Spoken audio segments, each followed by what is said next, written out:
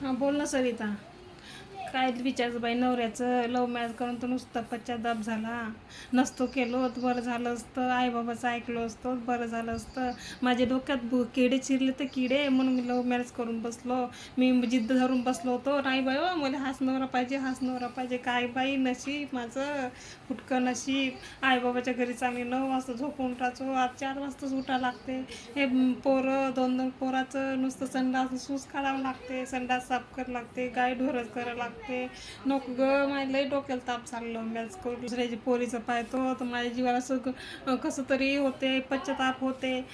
काय करू, बहुत टेन्शन झालं बाई माझ्या. तर सासू नुसते ताणे देत राहते, हे नाही केलीस ते नाही केलीस.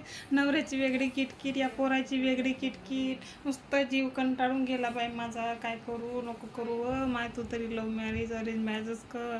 बहुतच डोक्याला ताप असते. मी तू केलं तर केलो, पण आली सासूबाई आली. अगं ठेव ग माय, या सासू बोलवत आहे, नाही केलं तर परत मला डोक्याला ताप, नुसते माझ्या मागं झगडत.